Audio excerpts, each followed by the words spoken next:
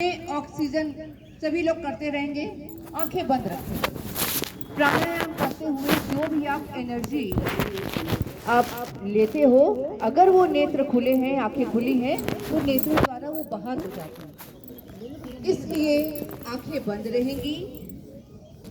Normal प्रक्रिया, आधा गायत्री मंत्र श्वास को लेते हुए और आधा गायत्री मंत्र श्वास को छोड़ते हुए।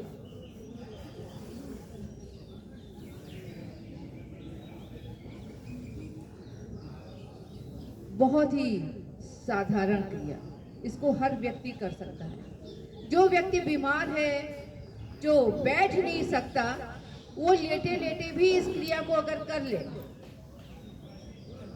तो उसको बहुत फायदा होता है।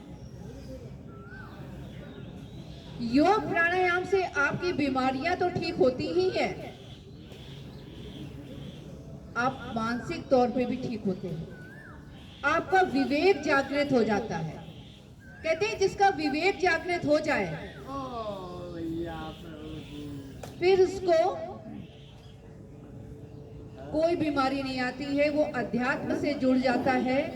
क्योंकि हम लोग पूरे दिन शांति से बैठना नहीं आता है हम लोग को, फिर हम लोग को अपने कार्यों में लगना पड़ता है। ये टाइम आपका ऐसा होता है कि आप प्राणायाम भी कर रहे हो, ध्यान भी लगा रहे हो, आप क्रिया भी कीजिए, यानी चाहे मंडूक आसन कीजिए, चाहे शशक, कोई भी आसन कीजिए, लेकिन अपने स्वभाव से जुड़े रहिए। उस टाइम पे कोई अगल बगल क्या बात कर रहा है, कुछ कह रहा है, आप भूल जाइए। आप सिर्फ इतना महसूस कीजिए कि इस प्रांगण में आप अकेले बैठे हैं और ईश्वर आपके साथ बैठा है। बस मात्र इतना सोचिए और ध्यान लगा लीजिए। ठीक है, अब थोड़ा सा पैरों को खोलेंगे।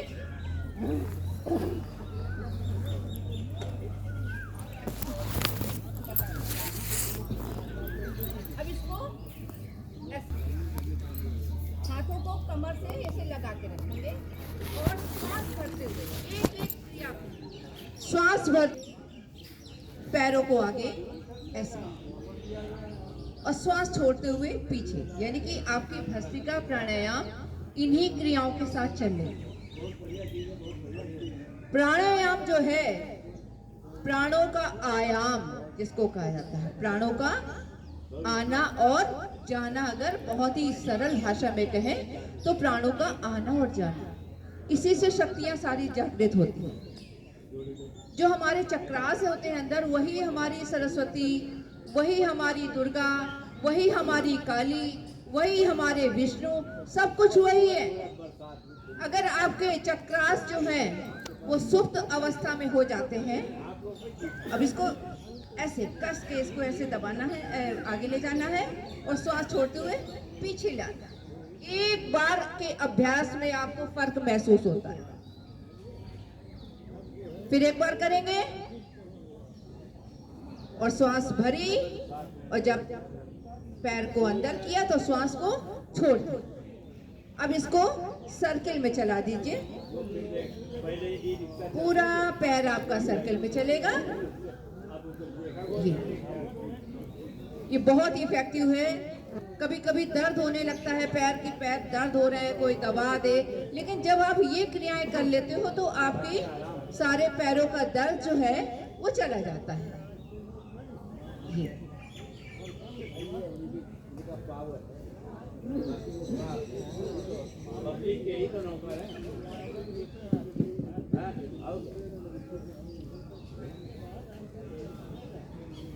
अभी मैं करा रही हूँ इसी से। अब इसको सर्कल में चला लीजिए, 1 2 3। अब एंटी क्लॉकवाइज में 1 2 3। अब बाएं पैर को अपने दाएं पैर की जगह में रखेंगे और ये पुश, ये सारे पॉइंट आपके हाथ और पैरों में है, ये सारे दबाइए। दबाने में ही बहुत अच्छा लगता है। ये पिंडलियों का आपकी आंतों से संबंध होता है।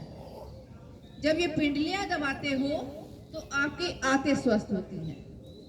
जब आप आपका पेट खराब होता है, आपको फीवर आता है, तो आप यहाँ पे दबा के देखोगे तो यहाँ बहुत दर्द होगा, या आपका पेट खराब है तो भी आपको यहाँ पे दर्द होगा। तो इनको डेली इसीलिए यहाँ पे ये क्रिया कराई जाती है कि ये आपका दब जाते हैं तो आपका पेट, स्टमक, इसी को जब बहुत ज्यादा डायबिटीज हो जाती है तो एक काक मसाज दी जाती है, यही भी मसाज की जाती है इतनी जगह में, क्योंकि आपका लीवर, आपका पैनक्रियाज, आपकी आंतें सब स्वस्थ हो।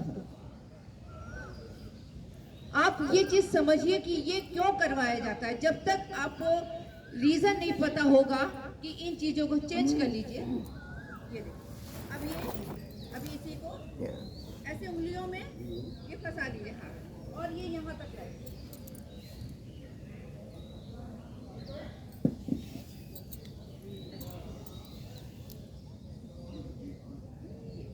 ऐसे लाइए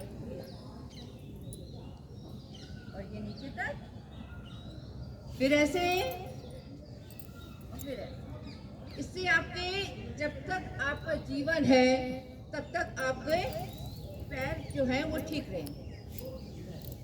अब जो है अपने पैर को चेंज कर लें, दूसरे पैर को भी सारे पॉइंट्स दबाएंगे ऐसे ऐसे करके।